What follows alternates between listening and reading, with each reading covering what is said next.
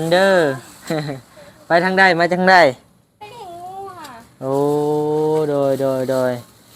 เลี้ยงงัวแม่นมดบ่งัวเจ้านี่แม่ป้าพี่น้องเอ้ยเศรษฐีพี่น้องเอ้ย 1 2 3 4 5 6 7 8 9 10 11แม่นบ่แม่11โต12โทรศัพท์เนาะพี่น้องเอ้ยอึ๊บนี่แหละพี่น้องเนาะโดยตำเอง ตำมีพี่น้องเอ้ยน้องผู้เปรี้ยวเนาะพี่น้องเอ้ยเอ้าอีหยังอ่ะน่ะ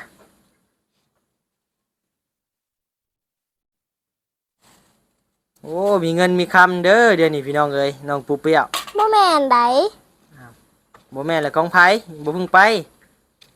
ล้มกันก่อนอ้าว เอาเงินไผเหมือนเงินอุพลบ่บ่ฮู้บางทีก็เป็นเงินลาวใช้เราเบิ่งดู เป็นทุนการเรียนเอายาแลให้แล้ว ก็ขอให้สุขภาพแข็งแรงขอให้อยู่ดีมีแห้งความเจ็บอย่าได้ความใครอย่ามีขอให้ร่ำขอให้รวยเด้อสาธุสาไปพี่น้องเอ้ยเนาะเปิดคลิปเปิดภาพมาบัดนี้ก็อยู่บ้านน้องปูเปรี้ยวเด้อพี่น้องเด้อเนาะโดยบ่นิวก็เดินทางมากับหมู่บ่นิว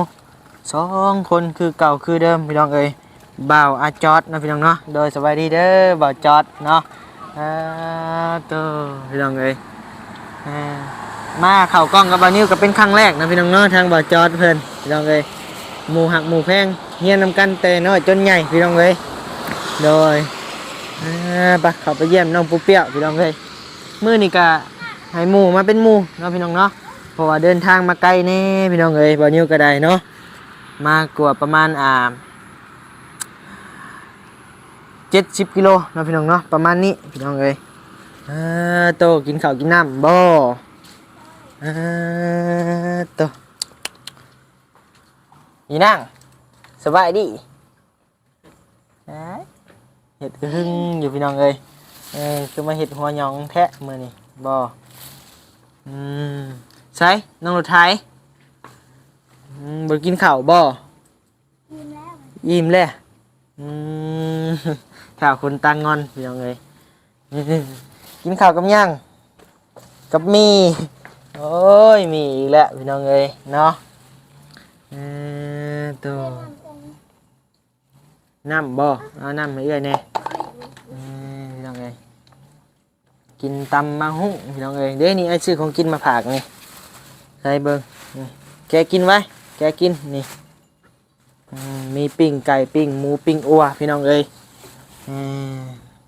เอาไว้กินตอนแรกนั่งไว้กินตอนแรกโดยโอ้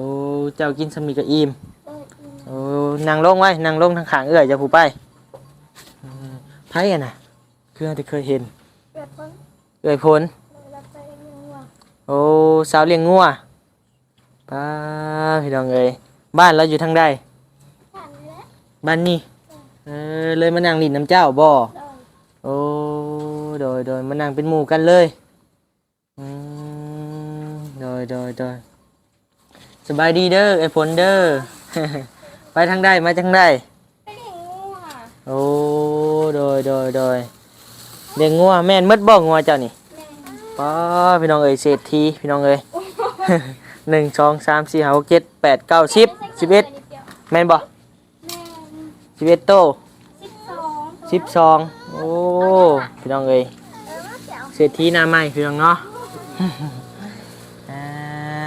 ต่อกินมันอิ่มพานังกินกันจะเดินเตะไปโดยต่อพี่น้องเอ้ยต่ออิ่มเลยกินไวอิ่มไวแท้เนาะเป็นจังไดโทรศัพท์ใช้ได้ปกติบ่โดยใช้เอาออกมาให้เบิ่งดูไปเอาไปน้องเอ้ยให้น้องเปรียบเอาโทรศัพท์เนาะน้องเอ้ยนี่แหละพี่น้องเนาะ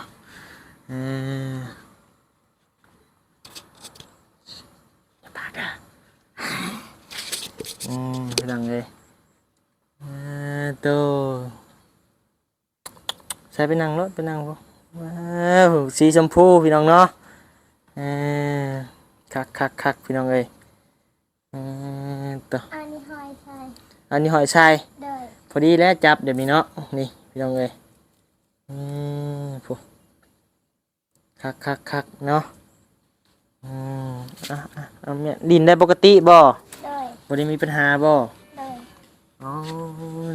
โดยใช่ได้กล้วยเอามาจะใส่กล้วย กล้วยมันสุกอยู่ในสวนนี่มันสุกคาเสีย โอ้เป็นตาแซ่บเนาะกล้วยหยังอันนี้ กล้วยธรรมดาเนี่ย โดยแซ่บมาชิมมึงดูตัวนี่ตัวน้อยๆนี่บ่นี่แม่นพี่น้องเอ้ยบัดนี้ก็หิวข้าวยังไปกินข้าวซักเนาะ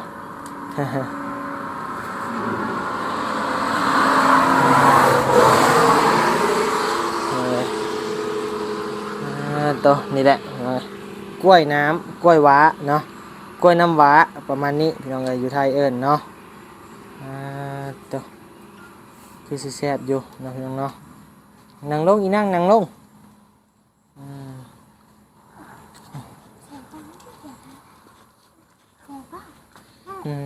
แซ่บหวานตัวพ่อแม่จะไปใส่นาง แม่เอาไปเก็บผัก ใช่อันนี้นะไปเก็บผักไปขายบ่ โดยพอเอาไปหุดจะนั่ง โดย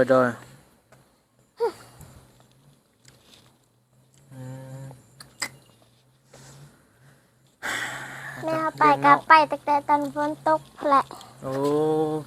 พายุเข้าเนาะมืดคืนพี่น้องเอ้ยตกบ่มืดคืนบ่อยู่นี่กะ โดยต้องเป็นกระโตก น้องรถไทยมานั่งพี่ไหมนั่งกับเอื้อยสิ หน้าบ้ามาเกี่ยวให้แถบสิบ่ได้แปลงเฮียนบ่ได้แปลงเฮียน2 มื้อ ฝนตกบ่ โดยฝนตกแห้ง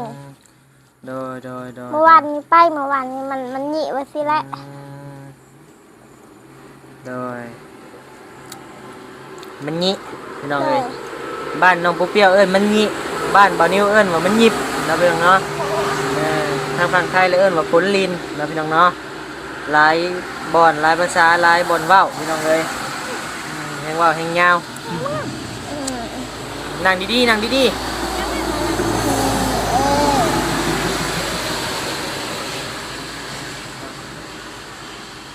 ตื่นมาแล้วก็ป้อนเขาว เจ้าบ่อปอน โดยฮักกะตื่นวัน12 โมงนี่ โดยโหจะกินเพิ่นก็ได้พี่น้องเอ้ยไผเฮ็ดหมี่เพิ่นกินเจ้าบ่ โดย ตำเองอันนี้ก็ได้ โดยตำเอง ตำหมี่พี่น้องเอ้ยน้องผู้เปรี้ยวเนาะเฮ็ดเป็นหมดทุกอย่างน้อยๆก็ได้พี่น้องเอ้ย พูดอย่างละคิดมาให้น้องไปหลายปะ หักตาน้องเพิ่นนี่พี่น้องเอ้ยเนาะตาผู้นี้อยากคือกันพี่น้องเอ้ย ใช่ ผู้นั้นสิตาโลโลพี่น้องเอ้ย คนตางอน แม่ งอน ก็ พี่น้ ว่า อง ตา เอ้ย โล อันนี้ก็ตางอนแห้งพี่น้องเอ้ยเพิ่นก็ได้เนาะโตพี่น้องเอ้ยสาวเลี้ยงควายพุ่นพี่น้องนะเลี้ยงงัวสาวพุ่นพี่น้องเอ้ย เออ ต่อเศรษฐีหน้าใหม่พี่น้องเอ้ยเรื่องงัวก็เป็นเรื่องง่ายเนาะคนตกกับแข่งน้ำแกงกะลอยเผามันกินหญ้าพี่น้องเอ้ยถ้าติดค้างไว้กับบริกินหญ้าต้องได้ออกมาพี่น้องเอ้ยและยืนเดินมาแล้วพี่น้องเอ้ยยืนเดือบเล่าแล้วยืนเผางัวเผาควายกินนะพี่น้องเนาะให้กว่าลูกพี่จัก เขาก็เคยไปเลี้ยงกับน้อง2 คนเลี้ยง เคย น้อง บ่ ไม่เท่าโดย ย่างอยู่บ่เดี๋ยวนี้ นั่งปะอยู่สวน โดยไปเมียนไปกินแล้วเลยกะเอาเมียนนะไปไว้ ยังไงเอ้ายังอ่ะนะ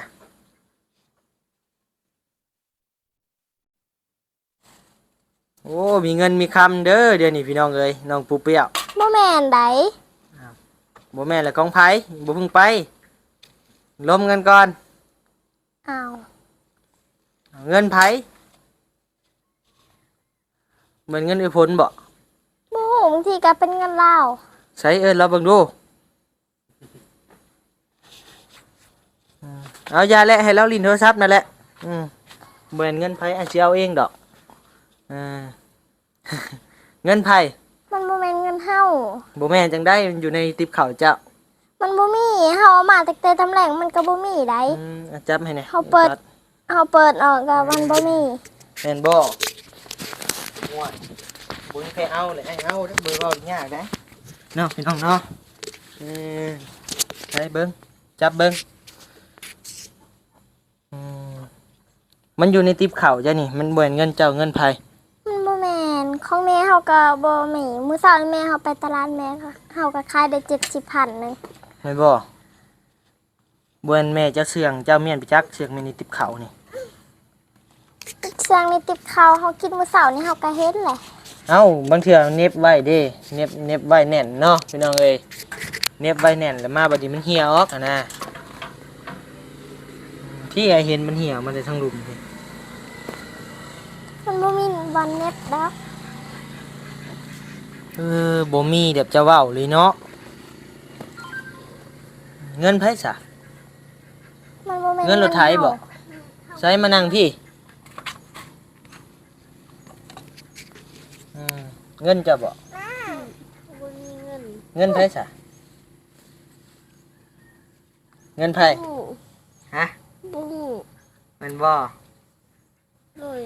บางทีก็เงินเอ้ยพ้น แม่นบ่บ่แม่นดอกนั่นวะเนาะน้องเอ้ยนับเบิ่งดูนับเป็นอยู่บ่เท่าใดอะน่ะนับเป็นอยู่บ่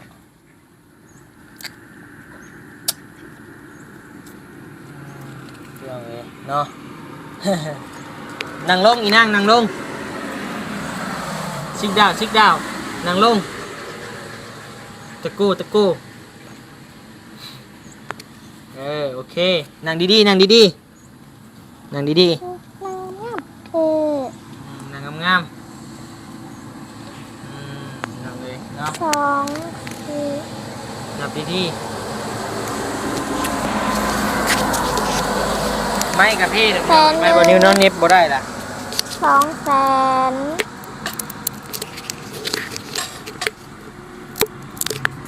260,000 266,000 โดย เงินไผสับบัดนี้ มันบ่แม่นเงินเฮา บ่แม่นเงินเจ้า โดย พี่น้องเอ้ยบาทนี้เนาะถูกใจแล้วบ่นิ้วก็ได้เนาะ ตามเงินไผกับบ่แม่นมีแต่เงินบ่นิ้วเท่านั้นแหละเนาะพี่น้องเนาะ บางทีก็เงินเว้านิ้วเฮีย เฮียจังได๋เฮียย่างอยู่พุ่นเฮียอยู่นี่ยังบ่มาจักเทื่อบ่แม่นดอก เฮาก็บ่ฮู้และเฮาก็ เนาะรถไถ เงินแม่เฮาบ่เสื่องไว้ดอก อ้าวบางเทื่อเราย่านเจ้าเอาไปโรงเรียนหมดบางเทื่อเราเสื่องก็มี เรื่องเลยเอาให้น้องรถไถเฉลยไปพังนี่น้องรถไถเฉลย โอ้เงินไผ บ่ฮู้ว่าเงินไผแต่ไผเอามา เจ้าแล้วมาเงินไผ อ้ายเอาให้ไผ เงินไผให้ปูเปี้ยว แม่นบ่ โดย เอาให้ปุ๊บเดียวก็ให้เอา แถวนี้ แม่ มันหลายโพด หลายจังได๋2แสนไปเอาจับเอา ให้เฮาอีหลีน่ะ บ่แล้วว่าหยอกซื่อ ถ้าให้เฮามันบ่แม่นเงินเฮา ๆเอาให้เจ้าแหละเงินเจ้าแหละเป็นเงินของผู้ใหญ่เพิ่น อ๋อ พาให้อ้ายมาเป็นสะพานบุญค่าหำเฮียนเจ้าเด้อ500 บาท โดย โดยเพิ่นโอนมาหา600พี่น้องเอ้ยเนาะ เงินเฮาตอนนี้ก็ยังบ่หมดได้ ยังบ่หมดก็แม่นใช้ไปโรงเรียนเออ นี่สิละนะเนี่ย เพิ่นโอนมาให้เป็นค่าศึกษาหำเฮียนเจ้าเด้อค่าขนมเด้อ โดย เป็นผู้ใหญ่ทานเก่าทานเดิม อยู่ทางต่างพังไทยนะพี่น้องเนาะเป็นเจ้าเก่าเจ้าเดิมที่เพิ่นฝากเงินมารอบที่แล้วเพิ่นฝากมา500 บาทเนาะให้น้องปุ๊เปี้ยวพี่น้องเอ้ยรอบนี้เพิ่นฝากมา600 บาท แต่ว่าค่าธรรมเนียมมันก็สูงแล้วก็บ่นิวกรรมแบ่งเงินจำนวนนี้ซื้อของอยู่ของกินมื้อกินนี่นำเนาะพี่น้องเนาะก็เหลือ200,000 กว่านะพี่น้องเนาะโดยประมาณนี้พี่น้องเอ้ยเพิ่นประสงค์เพิ่นก็อยากให้น้องปุ๊เปี้ยวไว้ซื้อขนมซื้ออุปกรณ์การเรียนเนาะพี่น้องเนาะโดยการทำการเรียนแหละพี่น้องเอ้ยเพิ่นว่ากับบ่าวนิวว่าเพิ่นสิโอนใหม่เดือนละ2 เทื่อเนาะพี่น้องเนาะค่าเรียนน้องปุ๊เปี้ยวพี่น้องเอ้ยโดยทางไอ้ใหญ่ใจดีอยู่ทางฝั่งไทยเด้อพี่น้องเด้อเนาะผู้เก่าผู้เดิมที่เพิ่นส่งมาให้บ่าวนิวฮอดที่แล้วนะพี่น้องเนาะโดยจำนวน500 บาทรอบที่แล้วรอบนี้เป็นจำนวน600 บาทเด้อพี่น้องเด้อเนาะหากน้องปุ๊เปี้ยวนบมือขึ้นน้องกระไทยนบมือขึ้นอวยพรให้ทางอ้ายใหญ่ใจดีเพิ่นอยู่ทางฝั่งไทย ขอบใจหลายๆที่โอนเงินมาให้น้องเป็นทุนการเรียน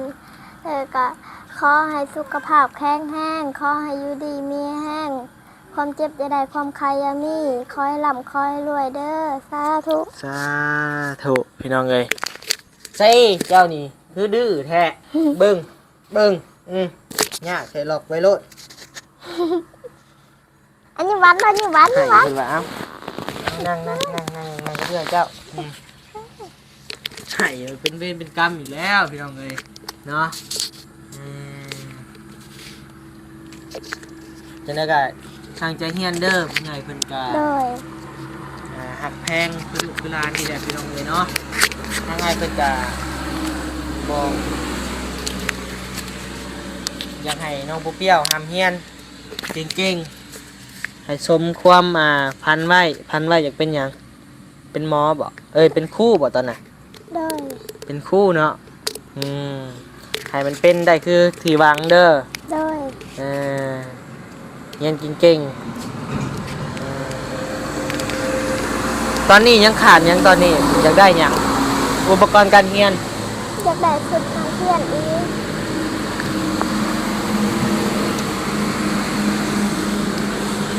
อยากได้หยังก็ อยากได้สุดนักเรียนอีกสุดหนึ่งเพราะว่าไปโรงเรียนฝนตกแล้วก็มาแล้วก็มันเปียกแล้วก็ซักกระบอกทันแหงไปมือมืออื่นเศร้าก็ บ่แห้งเลยเนาะมันบ่แม่นบ่มีตู้อบพี่น้องเลย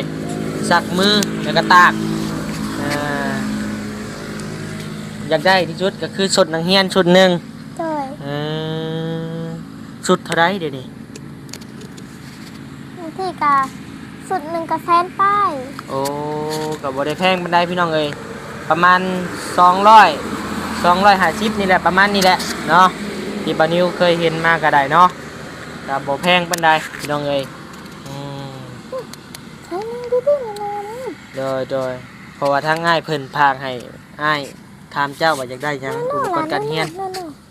อืม เที่ยง เก็บไว้เด้อเก็บไว้ไปโรงเรียนเด้อ โดย เอาไปมื้อเท่าใดเอาไป เอาไปบางมือก็5,000บางมือก็10,000เงินเฮาแต่ก็เฮาก็ซื้อของกินยังเหลืออยู่200,000เหลือ250,000นี่แหละ โอ้เดือนนี้หาได้ โดย เหลือ250,000พู โดย โอ้เหลือหลายเด้อพี่น้องเอ้ย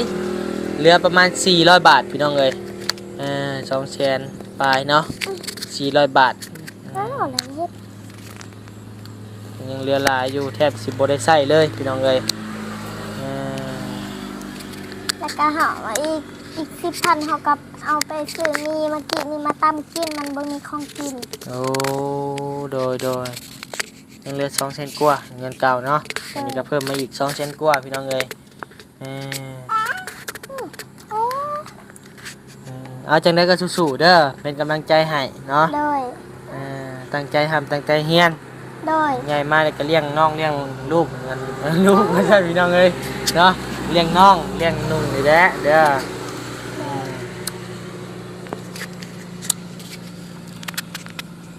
เดือนเดือนที่อันนั้นคะแนนเฮากะสิเฮ็ดให้ได้ที่หนึ่ง สิเฮ็ดได้ทีหนึง โดย เดือนเข้าเรียนแต่เดือนแรกเนาะ โดย อืม อยู่ห้องปหาเฮาก็ได้ที่หนึ่ง อืมโดยแต่กี้ก็เคยได้ที่หนึ่งบ่จริง โดยได้ทุกเดือน ๆเกือบทุกเดือน โดย โอ้พี่น้องเอ้ยเนาะได้แท้พี่น้องเอ้ยเป็นหมอเนาะเออฮะเนาะยังไงกะมาไปจับก็ได้ขอบใจหลายๆกับทั้งหมู่จับกล้องให้มันก็ได้เนาะต่อจังได๋บัดนี้ก็ขอบมุกขอบใจเด้อผู้ใหญ่ใจดีอยู่ทางฝั่งไทยเนาะพี่น้องเนาะที่ฝากเงินฝากคำให้น้องปูเปี้ยวยังอินดูน้องเพิ่นเนาะพี่น้องเนาะพี่น้องเอ้ย วันนี้ก็ขอบขอบใจหลายๆขอให้อ้ายเพิ่นอยู่ดีมีแฮงเด้อหมดทุกคู่ทุกคน FC หมดทุกคู่ทุกคนเนาะที่คำหับชมคลิปบ่าวนิวพี่น้องเอ้ยวันนี้ก็ขอบขอบใจหลายๆเนาะโดยเอาเนาะคลิปนี้ก็สิมีเพียงจำมีเพียงจำนี้เด้อพี่น้องเด้อเนาะวันนี้ก็สิได้หวนหน้ากลับหลังก่อนเด้อพี่น้องเด้อเนาะสิกลับเมื่อบ้านพุ่นละพี่น้องเอ้ย ถ้าเวลาท่านจังใดกับบันนี้สิเข้าไปเยี่ยมน้องเทพอีกเพิ่มเติมเด้อพี่น้องเด้อเนาะพูดและมื้อนี้บันนี้ก็สิได้ขึ้นเหนือล่องใต้พี่น้องเอ้ยเนาะ มาทางนี้คะแนนเมื่อท่านยังบ่ดึกยังบ่ดื่นนะพี่น้องเนาะบันนี้ก็สิเข้าไปเยี่ยมเบิ่งน้องเทพก่อนพี่น้องเอ้ยเพราะว่ามื้อนี้เป็นวันเสาร์น้องเพิ่นพักเรียนเนาะพี่น้องเนาะโดยเมื่อวานนี้ก็เข้าไปแล้วกับไอ้เมฆเนาะพี่น้องเนาะมื้อนี้ก็สิเข้าไปอีก ขับไปเบิ่งที่ว่าบนิวอันชื่อพระบัตรไปหั่นแหละพี่น้องเอ้ยโดยเนาะคลิปนี้ก็มีเพียงจะมีเด้อขอมขอบใจหลายๆเมื่อทุกคู่ทุกคนวันนี้ก็บ่มีคำว่าหยังหลายนอกจากคำว่าสบายดีโดย สบายดี